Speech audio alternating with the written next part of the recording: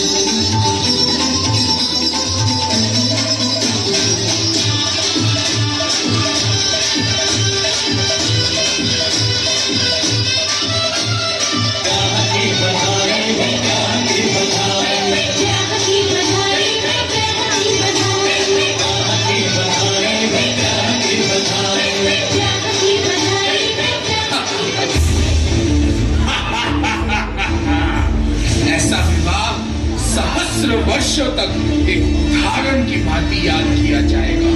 क्यों ना हो, आखिर कंस की प्रिय बहन का विवाह है। राजकंस की जय। राजकंस की जय। राजकंस की जय।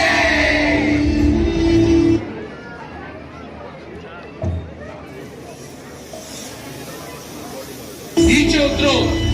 आज मैं स्वयं अपनी बहन के रथ का साथी बनूंगा।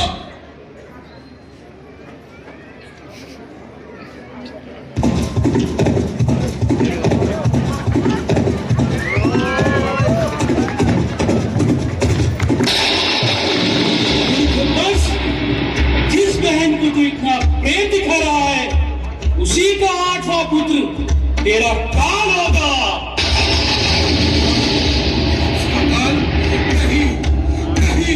नहीं हो सकता, ऐसा नहीं हो सकता।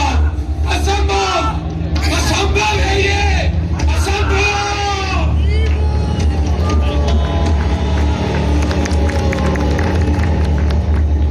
देवकी, मेरी प्यारी बहन, मुझे क्षमा करना। भैया, तू तो मुझे बहुत प्रेम करती है ना, तो मेरे जीवन के लिए मुझे अपने प्राणों की आहुति देने में भी कोई आपत्ति नहीं होनी चाहिए।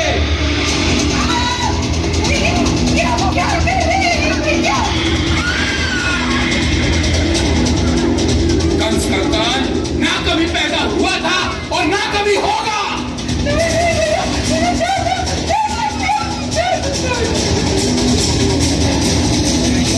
शूरवीर कंस, तुम अपने परिवार का गौरव हो। अपनी नवविवाहित बहन को मारने का घिनौना कार्य तुम नहीं कर सकते। जीवन मृत्यु तो इस संसार का सबसे बड़ा सत्य है। जीवन के बाद मृत्यु का आना तो निश्चित है, फिर चाहे वो आज आए या 100 साल बाद, उसे कोई नहीं टाल सकता। फिर उस मृत्यु के भय से अपनी जैसी नवविवाहित बहन को मारना क्या ठीक है कंस? तुम जैसे परोपकारी और दयावान योद्धा को ऐसा कार्य शोभा नहीं देता। बंद कर अपनी बकवास। कंस को अपने प्राणों से प्यारा कुछ भी नहीं है, चाहे उसके लिए मुझे कुछ भी करना पड़े। हे परोपकारी कंस, तुम्हें खतरा अपनी बहन से नहीं, अपितु उसकी होने वाली संतान से है। हे कंस, मैं तुम्हें ये वचन देता हूं कि देवकी की संतानों के जन्म लेते ही मैं उन सबको तुम्हें सौंप दूंगा। ये प्रस्ताव बुरा नहीं है। वसुदेव तो सिद्धांत और सच्चाई का प्रतीक है, उस पर विश्वास किया जा सकता है। अब मुझे प्रतीक्षा है देवकी के 8वें पुत्र की।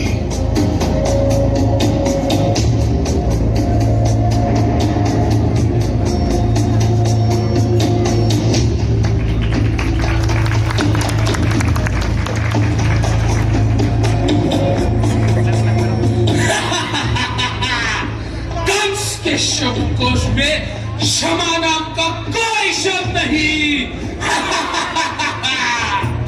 नहीं नहीं राजकुमार, मुझे छोड़ दो, मुझे छोड़ दो, मुझे छोड़ दो। नहीं नहीं नहीं नहीं, नहीं।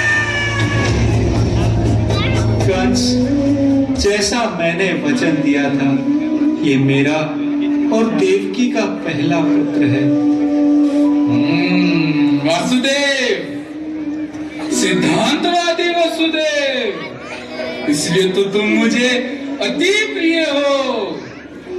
कंस इतना भी निर्दयी नहीं है। मुझे तो तुम्हारी 8वीं संतान से खतरा है, इसे तुम वापस ले जा सकते हो। बहुत बहुत धन्यवाद परोपकारी कंस, बहुत बहुत धन्यवाद। अत्यंत दयालु और परोपकारी कंस को मेरा कोटि कोटि प्रणाम। विष्णु का भक्त विष्णु के दुश्मन के घर पे मुझे कुछ ठीक नहीं लगता नारद। अपने काल पर अनुकंपा दिखाने वाला विष्णु का दुश्मन नहीं, विष्णु भक्त की श्रेणी में आता है कंस। शायद तुम भूल गए हो नारद, मेरा काल देवकी का 8वां पुत्र है। इस बालक से मुझे कोई खतरा नहीं।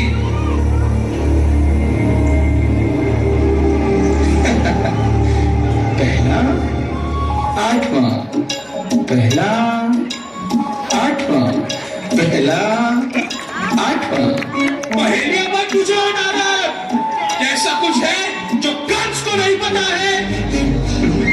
कंस, क्या तुम बता सकते हो कि इस पुष्प की पहली पंखुड़ी कौन सी है और आखिरी कौन सी? कंस, तुम्हें मारने का षड्यंत्र देवताओं द्वारा रचाया जा चुका है।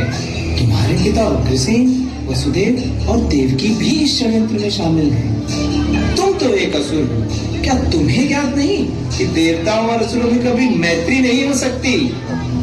देवकी और वसुदेव को कारागार हमें डाल दिया जाए, यदुवंशियों को बंदी बना लिया जाए और मेरे राज्य अभिषेक की तैयारियां की जाए।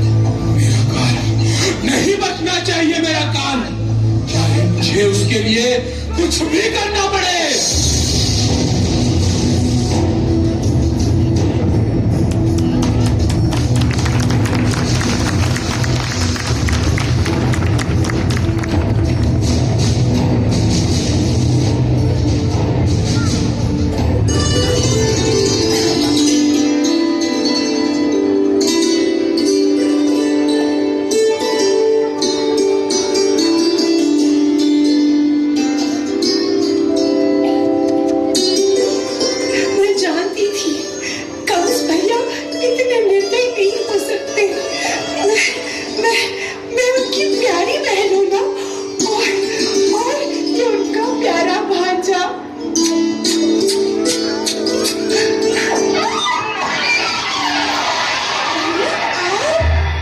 संभव है महाराज, हम पर दया कर हमें मुक्त करने आए हों। हमारा लाल हमारी मुक्ति लेकर आया है। भांजे को दोबारा देखे बिना रहा नहीं गया, इसलिए चला आया। हाँ हाँ, हमारा पुत्र है ही इतना इतना सुंदर कि जीवन भर देखते रहो तो भी संतोष न हो। पूर्णिमा का चंद्रमा है मेरा लाल। सत्य कहा देवकी, तेरा पुत्र बिल्कुल चंद्रमा जितना सुंदर है, जिसे अब ग्रहण लगने वाला है। भैया, ये आप क्या कह रहे हैं भैया? ये पुत्र मुझे सौंप दे देवकी, ये मेरा काल है। भैया, आपका काल तो मेरा 8वां पुत्र है ना, इसे छोड़ दो भैया, इसे छोड़ दो, इसे छोड़ दो, इसे छोड़ दो। मृत्यु पहले और 8वें में फर्क नहीं करती, लाते इसे मुझे। भैया इसे छोड़ दो, नहीं भैया इसे छोड़ दो, नहीं भैया इसे छोड़ दो।